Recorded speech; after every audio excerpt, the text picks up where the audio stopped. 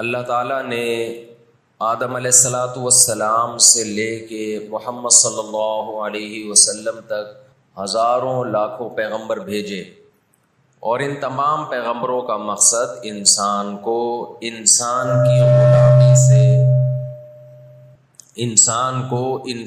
کی غلامی سے نکال کے اللہ کی غلامی میں لانا۔ آج دنیا نے انسانوں کو اللہ کی غلامی سے نکال کے انسانوں کی غلامی میں ڈال دیا ہے، لیکن اس غلامی پہ لیبل آزادی کے لگا دیے، حقیقت میں آزاد نہیں کیا، بلکہ انسانوں کو انسانوں کی غلامی سے نکال کر ریاستوں کا غلام بنا دیا، اور ایسا غلام بنایا ہے، ایسا غلام کہ آپ ہل نہیں سکتے، آپ پر ان کے احکامات مسلط ہوں گے، آپ آواز نہیں اٹھا سکتے۔ اچھائی اور برائی کے معیار کو اپنے ہاتھ میں لے لیا۔ اس کو تو صحیح کرو یار، کچھ پہلے کوئی بیٹھ کے یہاں کسی نے چیک کیا تھا مائک؟ تو پھر کیوں ایسا ہو رہا ہے؟ تو انسانوں کو انسانوں کی غلامی سے نکال کر، اللہ کی غلامی سے نکال کر کس کی غلامی میں ڈال دیا؟ انسانوں کی غلامی میں۔ میں بار بار بیان میں ایک بات کہتا ہوں کہ کافر کے پروپیگنڈے سے متاثر نہیں ہونا چاہیے، اس کے لیبل سے متاثر نہیں ہونا چاہیے۔ وہ عنوان بہت اچھے لگاتا ہے۔ زہر کسی کو کھلانے کے دو طریقے ہوتے ہیں، ایک یہ کہ آپ یہ بتائیں کہ یہ زہر ہے، کھا لو، دنیا میں کوئی بھی بے وقوف وہ زہر نہیں کھائے گا۔ ایک طریقہ یہ ہوتا ہے کہ اس کو آپ شوگر کوٹڈ کرو، لڈو میں بند کر کے دے دو آپ، تو وہ لڈو سمجھ کے کھا جائے گا اس کو، اور شروع میں اس کو مزہ بھی بہت آئے گا، تو آدھا پونے گھنٹے کے بعد جا کے پتہ چلے گا کہ میرے ساتھ ہوا کیا ہے۔ اللہ تعالیٰ ہمیشہ سے یہ چاہتے ہیں کہ میں انسانوں کو انسانوں کی غلامی سے نکالوں، اور کس کی غلامی میں لے کر آؤں؟ خدا کی غلامی میں، اللہ کی غلامی میں۔ اس کے لیے اس نے پیغمبروں کو بھیجا۔ لہذا خوب اچھی طرح سمجھ لو، آزاد زندگی صرف اسی کی ہوگی جو پیغمبروں کو فالو کرے گا، اس کے علاوہ کسی کی زندگی بھی آزاد نہیں ہے۔ آج جو دنیا میں سیاسی حالات ہیں، دنیا برائی کو اچھائی کہہ رہی ہے اور اچھائی کو برائی کہہ رہی ہے۔ غزہ کی پٹی میں چند لاکھ لوگ رہتے ہیں، اور وہ حملہ کرتے ہیں اسرائیل پر، اور جواب میں اسرائیل غزہ پہ حملہ کرتا ہے، تو دنیا کی آنکھوں میں دھول جھونکی جا رہی ہے، اور کہا جا رہا ہے پہل کس نے کی ہے؟ مغربی میڈیا جو ظلم دکھا رہا ہے نا اس وقت فلسطین میں جو ظلم ہو رہا ہے، حالانکہ وہ بہت کم دکھا رہا ہے، وہی انسان کے ہوش اڑانے کے لیے کافی ہے۔ کس طرح معصوم بچوں کو قتل کیا جا رہا ہے۔ جب آپ ان لوگوں سے پوچھتے ہیں کہ یہ اسرائیل کیا کر رہا ہے، تو جواب میں کہتے ہیں کہ پہل کس نے کی ہے۔ شاعر کا ایک شعر ہے نا، وہ قتل بھی کرتے ہیں تو چرچا نہیں ہوتا، ہم آہ بھی کرتے ہیں تو ہو جاتے ہیں بدنام۔ یہ پہل غزہ کی طرف سے نہیں ہوئی ہے، یہ فلسطینیوں کی طرف سے نہیں ہوئی ہے۔ ہم نے دنیا میں بڑے بڑے منجن بکتے ہوئے دیکھے ہیں۔ مجھے افسوس اس پر ہوتا ہے، ہماری کرکٹ ٹیم انڈیا میں جب اس نے فلسطینیوں کے حق میں آواز اٹھائی تو بہت سے ہندوؤں نے ان کے خلاف احتجاج کیا۔ ساری دنیا کو معلوم ہے کہ اس جنگ میں صحیح کون ہے اور غلط کون ہے، ساری دنیا کو 2 اور 2 4 کی طرح معلوم ہے یہ بات، لیکن دنیا کی وہ عظیم طاقتیں جو صبح و شام ہمیں تہذیب سکھاتی ہیں، ہمیں دہشت گرد کہتے ہیں، ہمیں دنیا کا امن خراب کرنے والا کہتے ہیں، بار بار ہمیں تانا دیتے ہیں کہ اسلام تلوار سے پھیلا ہے، بار بار ہمیں دہشت گرد، اور چیکنگ کتنی ہوتی ہے جب کوئی پاکستانی یا کوئی مسلمان جاتا ہے ان کنٹریز میں، کتنی زیادہ چیکنگ ہوتی ہے۔ آپ 40-50 سالوں کی تاریخ اٹھا کے دیکھو، آپ کو پتا چلے گا کہ یہ بڑی طاقتیں کیسے دنیا کی آنکھوں میں دھول جھونکنے کی کوشش کرتی ہیں۔ اتنا زبردست طریقے سے جھوٹ بولا جاتا ہے، اتنا زبردست، اور ایسا پروپیگنڈا کیا جاتا ہے کہ لوگ اس جھوٹ کو سچ سمجھنا شروع کر دیتے ہیں۔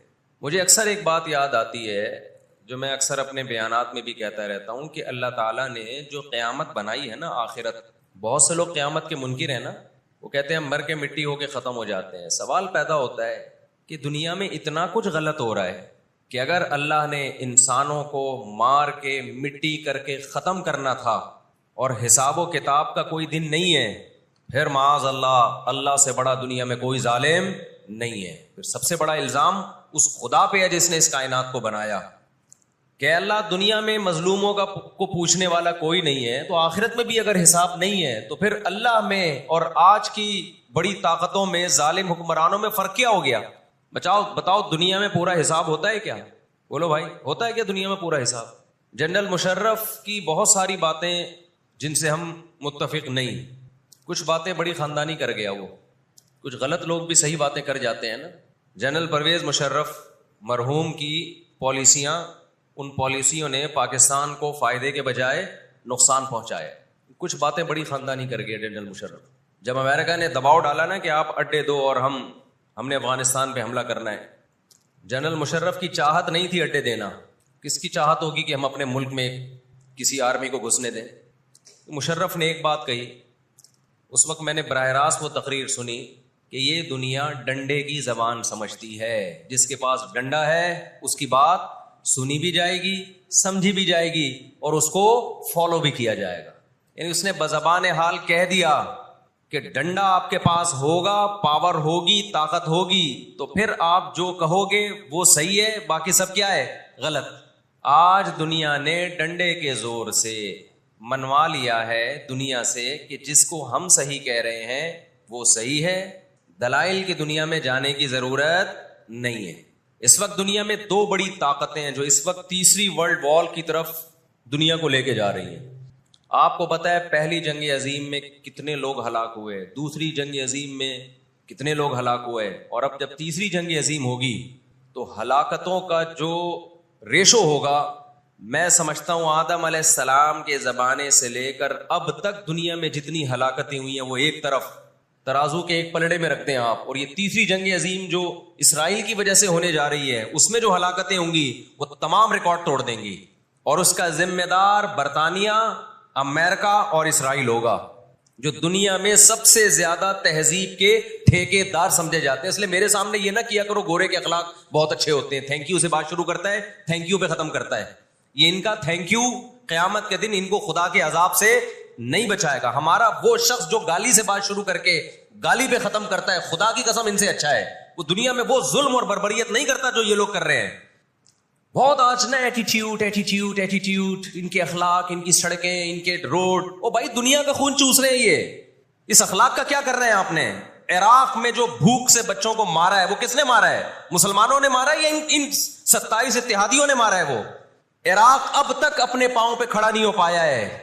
اس تباہی کا جو سینکڑوں بچے یونائٹڈ نیشن کی رپورٹ کے مطابق عراق میں بھوک سے مرے ہیں، ان کا ذمہ دار سعودی عرب ہے، پاکستان ہے، یا وہ 27 اتحادی ممالک ہیں جو سارے غیر مسلم کنٹریز ہیں جنہوں نے 27 ملکوں نے مل کے عراق پہ حملہ کیا تھا اور جھوٹا الزام لگایا کہ ان کے پاس کیمیکل ہتھیار ہیں. اب بھی دنیا کو اگر ہوش نہیں آتا اور کفر کی حقیقت سمجھ میں نہیں آتی ہے، ہمارے لبرل اور سیکولر طبقے کو جو صبح و شام ان کے گن گاتے ہیں، تو پھر آپ کو اس کا اللہ کے سامنے حساب دینا پڑے گا. آج کے جو اخلاق ہیں نا دنیا میں، ان کی کیا ویلیو ہے؟ باپ پر 1 روپیہ خرچ نہیں کرنا، ماں کے لیے، ابا کے لیے اولڈ ہاؤس، اور اماں کے لیے کیا ہے؟ بولتے کیوں نہیں بھائی؟ اولڈ ہاؤس ہے. کبھی لڑتے نہیں ابا سے، کبھی لڑتے نہیں اماں سے. اس سے اچھا وہ بچہ ہے جو کبھی کبھار ابا سے لڑ بھی لیتا ہے، اماں سے لڑ بھی لیتا ہے، لیکن اسے پتا ہے کہ میں نے آخری دم تک ان بوڑھے ماں باپ کو اپنے سے جدا نہیں کرنا. وہ لڑکے توبہ استغفار کر لیتا ہے، وہ زیادہ بہتر ہے. دیکھنے میں یہ بدتمیز لگے گا آپ کو، خدا کی نظر میں اس کا مقام اس سے زیادہ ہے جو تمیز دار ہے. اس تمیز کا کرنا کیا ہے آپ نے؟ کہاں گئی وہ عالمی طاقتیں؟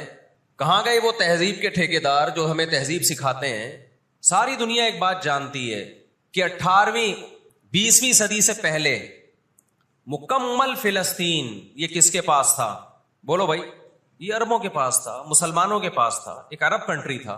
کون سے لا اور کون سے قانون کے تحت اس کو یہودیوں کے حوالے کیا گیا؟ زیادہ لمبی بحث نہ کیا کریں، اسے کہیں ماضی کی طرف جاؤ. کون سے قانون کے تحت اس میں یہودیوں کو لا کے زبردستی بسایا گیا ہے؟ آج بہت سے لبرل لوگ، سیکولر لوگ، یا وہ مذہبی لوگ جو اصل میں ان کے دماغ میں سافٹ ویئر سیکولرزم ہی کے انسٹال ہوئے ہوئے ہیں، انہوں نے لبادہ مذہب کا اڑا ہوا ہے. آج وہ بھی چھپے لفظوں میں اسرائیل کی حمایت کر رہے ہوتے ہیں کہ جی زمینیں تو فلسطینیوں نے بیچی تھی یہودیوں کو. آپ اگر اپنے ملک میں کسی کو زمین خریدنے دیتے ہو تو کیا اس کا یہ مطلب ہوتا ہے کہ کل وہ آپ کا باپ بن جائے؟ دنیا میں کسی کنٹری میں یہ لا ہے کیا؟ آپ نے اجازت دی اپنے پڑوس میں آ کے کسی شخص کو رہنے کی، کل اس نے آپ کے مکان پہ بھی قبضہ کر لیا، کل اس نے اپنی ریاست کا اعلان کر دیا، دنیا میں کہیں بھی اس بات کو تسلیم کیا جائے گا؟ دنیا میں 2 بڑی جنگیں ہو چکی ہیں، ان دونوں بڑی جنگوں میں کہیں بھی کسی مسلمان کا نام بولو نہیں آئے گا، کہیں بھی نہیں آئے گا کہ یہ کسی فلاں مسلم کی وجہ سے ہوئی ہے یہ جنگ۔ اور اب تیسری جنگ عظیم کی طرح، اور یہ جنگ ہوگی، یہ ذہن میں رکھیں، کیونکہ فلسطینی کسی قیمت پہ بھی یہودیوں کا تسلط فلسطین میں برداشت نہیں کریں گے۔ They fight to die. وہ لڑ کس کے لیے رہے ہیں بھائی؟ بولو موت کے لیے۔ جو موت کے لیے لڑتا ہے اس کو تو زمین چاہیے ہی نہیں، اس کو اپنا فرض ادا کرنا ہے۔ بھائی نہیں ہو سکتا، یہ نہیں ہو سکتا۔ اگر آپ فلسطینیوں کو دبانے کی کوشش کرو گے کہ جنگ کے زور سے ہم ان کو دبا کے ان پہ تسلط قائم کر لیں، تو 60-70 سال سے زیادہ عرصہ ہو گیا جنگ کے ذریعے ان پہ کنٹرول کرنے کی، اب تک کنٹرول، یہ 60 سال کا عرصہ بہت ہوتا ہے۔ اور اس میں آپ یہ نہ دیکھیں کہ چند یہودی تھے، چند ہزار یا چند لاکھ، اس کے پیچھے بہت بڑی طاقت جس کو امریکہ کہا جاتا ہے، اس طاقت کا بھرپور استعمال، اس کی مکمل سپورٹ کے بغیر کے باوجود بھی اب تک فلسطین پر مکمل کنٹرول نہیں ہوا ہے۔ انہیں کیا مل رہا ہے ان فلسطینیوں کو؟ بھائی آج وہ اسرائیل کے سامنے ہتھیار ڈال دیں، اسرائیل ان کو نیشنلٹی بھی دے گا، اسرائیل وہ لگژری لائف ان کو دے گا جس کا میں اور آپ تصور بھی نہیں کر سکتے، وہ لگژری لائف دے گا ان کو، لیکن وہ کسی قیمت پہ بھی آمادہ نہیں ہوں گے۔ تو افسوس ہمیں اس پر ہوتا ہے کہ جب ہم نیٹ پہ دیکھتے ہیں نا انڈیا ساتھ دے رہا ہے اسرائیل کا، اوپر سے کچھ بیان داغ دیتے ہیں تھوڑے سے فلسطینیوں کے حق میں تاکہ لوگوں کی تھوڑی سی ہمدردی ہمیں ملے، پس پردہ مکمل کس کو سپورٹ کر رہا ہے؟ اسرائیل کو۔ امریکن نیوز چینل بھی اوپر سے بیان دے دیتے ہیں فلسطین میں ظلم ہو رہا ہے، ہم نے اس کو روکنا ہے، مکمل سپورٹ کس کو کر رہا ہے؟ امریکہ، اسرائیل۔ اور برطانیہ تو ہے ہی اس فساد کی بنیاد رکھنے والا، رپورٹیں تو BBC بھی پیش کر رہا ہے فلسطینیوں کے حق میں، لیکن جو ریاست BBC کی مالک ہے وہ سپورٹ کس کو کر رہی ہے؟ اسرائیل کو۔ دیکھو ہم نہ یہودی کے خلاف ہیں، نہ عیسائیوں کے خلاف ہیں، نہ ہندوؤں کے خلاف ہیں، نہ سکھوں کے خلاف ہیں۔